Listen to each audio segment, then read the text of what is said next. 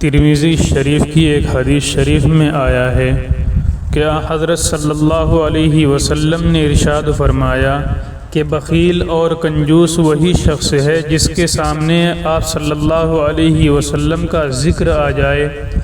اور وہ شخص آپ صلی اللہ علیہ وسلم پر درود شریف کا تحفہ نہ بھیجتا ہو۔ امام ذکی الدین منذری علیہ الرحمہ نے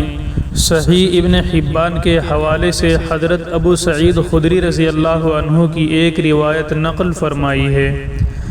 کہ جو شخص مال و دولت کے اعتبار سے بہت غریب اور فقیر ہو اور اس کی یہ آرزو اور تمنا ہے کہ اگر دولت ہوتی تو خوب صدقہ خیرات کرتا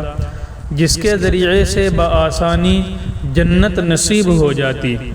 نیز مومن کا پیٹ خیر و بھلائی سے اس وقت تک نہیں بھرتا جب تک اس کو جنت حاصل نہ ہو جائے،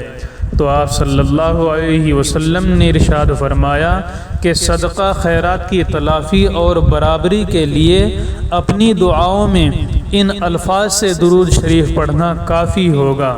اللہم صلی علی محمد عبدک ورسولک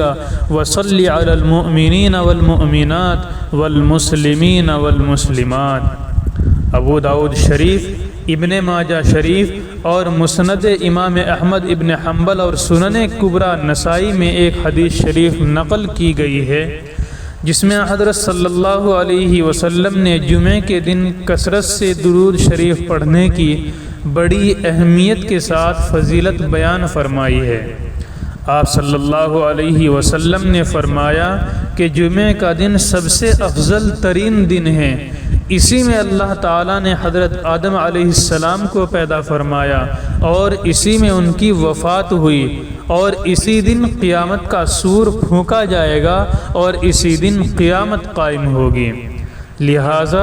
امت کو توجہ دلا کر فرمایا کہ اس دن درود شریف کی فضیلت بہت زیادہ ہے،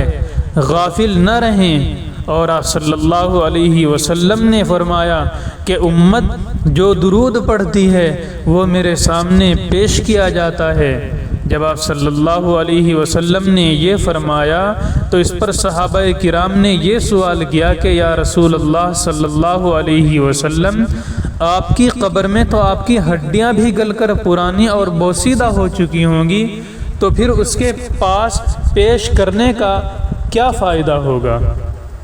تو اس پر آپ صلی اللہ علیہ وسلم نے ارشاد فرمایا کہ حضرات انبیاء علیہم السلام کے اجساد کو اللہ تعالیٰ نے زمین اور مٹی پر حرام کر دیا ہے، اور انبیاء کے جسم اپنی جگہ قیامت تک صحیح و سالم رہیں گے۔